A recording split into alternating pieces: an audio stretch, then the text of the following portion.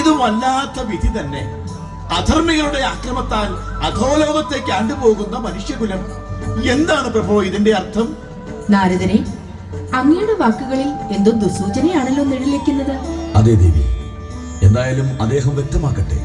പറയൂ നാരദരെ, വെറുതെ കൈലാസയാത്രയ്ക്ക് അങ്ങ് ഒരുങ്ങുകയില്ലല്ലോ. പിന്നെ നമ്മുടെ വിരലുകളുടെ ചലനം അധർമ്മികളെ അമർച്ച ചെയ്യാനുള്ള മുദ്ര കൂടിയാണ്. നാരായണ നാരായണ, അവിടുത്തെ ലീലകൾ അറിയാത്തവരായി ആരാ ഉള്ളത്? എന്നാലും അടിയന്റെ മനസ്സിൽ ഒരു വേദന തളം കെട്ടി നിൽക്കുന്നു. പറയൂ, അവിടുത്തെ അലട്ടുന്ന വേദന എന്താണ്? പരിഹാരമില്ലാത്തതായി എന്തെങ്കിലും? ഭൂമിദേവിയുടെ വിലാപം അങ്ങ് കേൾക്കുന്നില്ലെന്നാണോ? അധർമ്മികളുടെ അട്ടഹാസം കൊണ്ട് ഭൂമി വിറങ്ങലിച്ചു നിൽക്കുന്നു.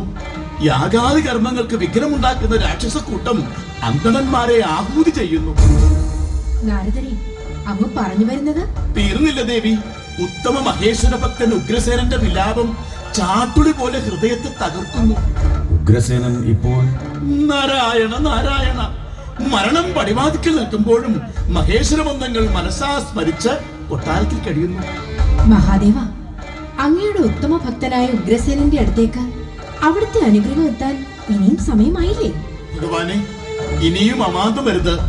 ഒരറ്റത്ത് അഹമ്മദിയുടെ ആൾരൂപമായ അലംപുസൻ, മറുവശത്ത് സർവ്വതും നശിപ്പിച്ച് സംഹാരനൃത്തമാടുന്ന നാഗമല യക്ഷി.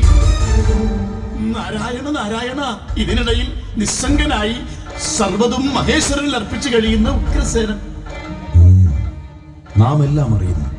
എന്നിരുന്നാലും ഉഗ്രപ്രതാപിയായ ഉഗ്രസേനന് കേവലം ഒരു രാക്ഷസനെ അമർച്ച ചെയ്യാനുള്ള ശക്തി നഷ്ടപ്പെട്ടു എന്നാണോ? അങ്ങനെ പറയാൻ കഴിയില്ല ദേവി. ഒരു ദേവനാലോ അസുരനാലോ വധിക്കപ്പെടുകയില്ല എന്ന വരം അവനെ അഹങ്കാരിയാക്കി തീർത്തിരിക്കുന്നു.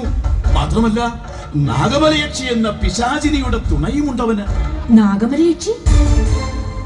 അതെ, തന്നെ ഉച്ചാരണം ചെയ്യുന്നവനെ കൂടി നശിപ്പിക്കാനുള്ള ആസുരമായ വരം നേടിയ ഭീകരരൂപിണി. നാരായണ നാരായണ, ഇരുവരും ചേർന്ന് ഉഗ്രസേനെയും കോവൂർ കൊട്ടാരത്തെയും